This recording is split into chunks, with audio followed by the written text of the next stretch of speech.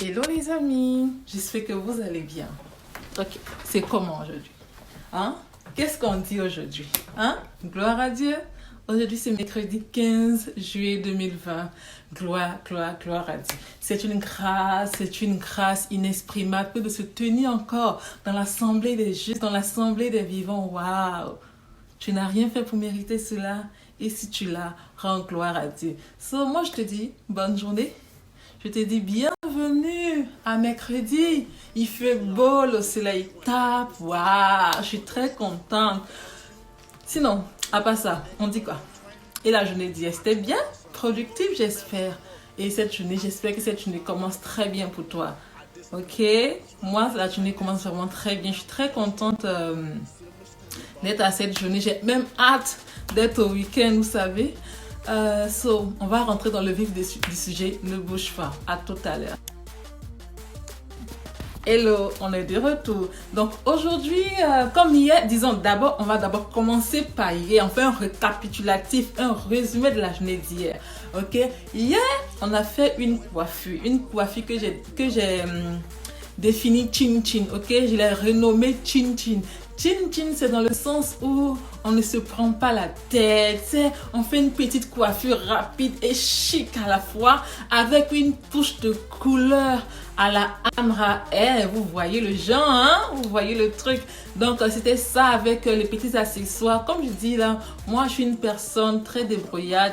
J'aime laisser parler mon imagination. Et vous avez vu la couronne de fleurs qui était en arrière là? C'était un collier de fleurs que j'ai utilisé, que j'ai acheté pour un anniversaire, que j'ai réutilisé pour une affiche et que j'ai réutilisé encore pour accessoires à cheveux.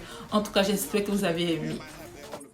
Donc, c'est ça, c'était ça le truc. Et aujourd'hui, on va parler d'un nouveau thème. Aujourd'hui, on va pas tresser, on va pas faire de coiffure, mais demain, on le fera. Aujourd'hui, j'aimerais qu'on parle du thème l'intelligence émotionnelle. Peu de gens, plusieurs entendent souvent parler de ce thème-là, intelligence émotionnelle. Qu'est-ce que l'intelligence émotionnelle au juste? Selon Google, l'intelligence émotionnelle, entre parenthèses IE, est un concept proposé en 1990 par les psychologues Peter Salovey et John Mayer, qui réfère à la capacité de reconnaître, comprendre et maîtriser ses propres émotions et à composer avec les émotions des autres. Elle est proche du concept d'intelligence sociale. Donc, selon Google, l'intelligence émotionnelle, c'est la capacité qu'on a de maîtriser nos propres émotions sans avoir à être... Donc, on est de retour. Donc, comme on disait, selon Google, l'intelligence émotionnelle, c'est la capacité qu'on a de maîtriser nos émotions, de maîtriser nos pulsions, afin de pouvoir collaborer avec d'autres personnes, ok? Et là, on va définir aussi l'intelligence sociale, parce que ce sont deux thèmes qui sont... qui sont un peu pareils, ok? Donc, on va définir l'intelligence sociale.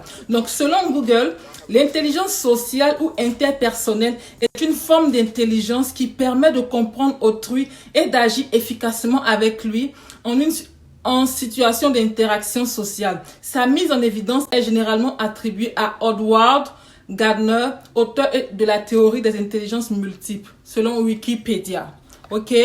Donc, l'intelligence émotionnelle, c'est la capacité qu'on a de comprendre autrui. Donc, avant de juger, essaie de comprendre ce qui se passe dans la vie de l'autre. Ok? Si on se retrouve tout à l'heure pour continuer. On a défini aujourd'hui deux thèmes. On a lu deux thèmes selon Wikipédia et selon Google. Ok? Donc, l'intelligence émotionnelle et l'intelligence sociale. Ce sont deux thèmes qui vont généralement ensemble. L'intelligence émotionnelle, c'est la capacité que tu as de te maîtriser lorsqu'une situation advient dans ton travail, disons. On va aller dans le milieu professionnel. Disons, tes collègues de travail, disons, comme on appelle ça, ne vont pas dans la même direction que toi lorsque tu proposes une solution ou une situation, et ils vont toujours à l'encontre de cela. Ils sont comme tout le temps divergents. Vos idées sont divergentes, et toi, au lieu de te mettre en colère parce qu'ils n'acceptent pas ton idée, parce qu'ils n'acceptent pas ce que tu proposes, tu gardes ton calme et tu acceptes les leurs, parce que quand on est ensemble, c'est une unité d'idées qui se mettent ensemble, parce que c'est comme ça, C'est comme ça que ça fonctionne, ok? Donc, il faut comprendre l'autre pour pouvoir se faire comprendre.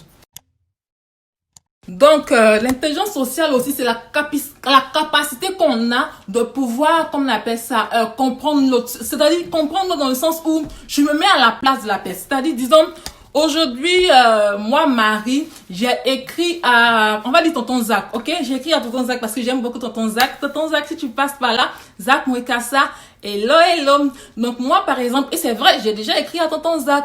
Je l'ai écrit une fois.